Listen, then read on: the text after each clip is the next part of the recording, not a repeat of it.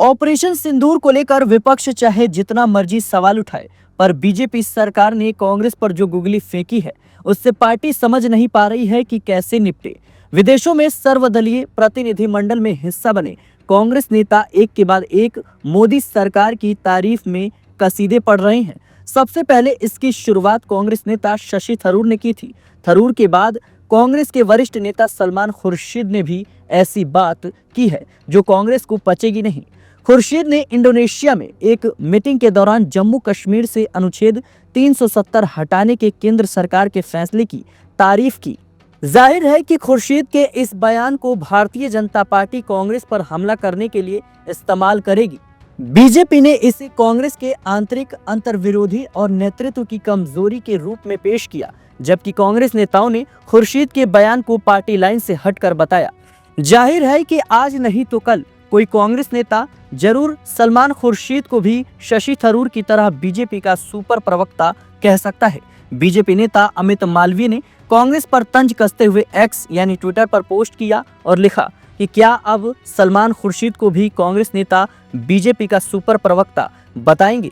हालांकि खुर्शीद ने अपने बयान को राष्ट्रीय हित में कही गई बात बताई है, न कि बीजेपी के समर्थन में। उन्होंने कहा कि अंतर्राष्ट्रीय मंच पर वह भारत का प्रतिनिधित्व कर रही हैं, न कि किसी पार्टी का। यह रुख उन्हें पार्टी के भीतर कुछ हद तक बचाव प्रदान कर सकता है। हालांकि कांग्रेस के कुछ नेताओं ने, खासतौर पर राशिद अलवी जैसे नेताओं ने कार्रवाई की मांग की है, जिससे यह संकेत मिलता है कि पार्टी का एक धड़ा उनके खिलाफ सख्त कदम उठाने के पक्ष में है। हाल ही में सलमान खुर्शीद ने इंडोनेशिया में सर्वदलीय प्रतिनिधिमंडल के सदस्य के तौर पर कहा था कि अनुच्छेद 370 को हटाने से जम्मू कश्मीर में अलगाववाद की धारणा खत्म हुई और वहां समृद्धि आई है।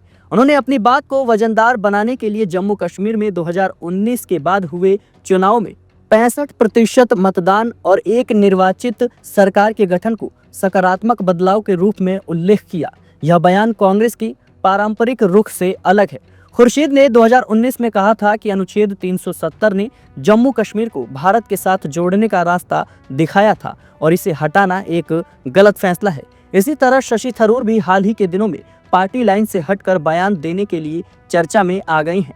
थरूर ने भी ऑपरेशन सिंदूर और अनुच्छेद 370 के संदर्भ में केंद्र सरकार की कुछ नीतियों की तारीफ की थी, जिसके बाद कांग्रेस ने उनको बीजेपी का सुपर प्रवक्ता कहकर तंज कसा था।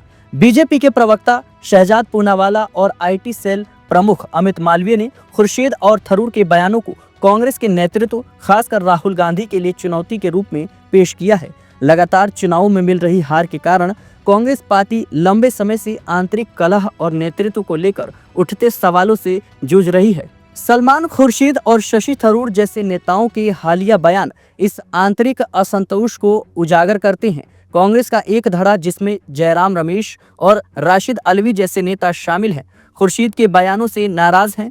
राशिद अलवी ने कहा कि जो नेता बीजेपी की तारीफ करते हैं उनके खिलाफ कार्रवाई होनी चाहिए, क्योंकि उनका रुख पार्टी को कमजोर करता है।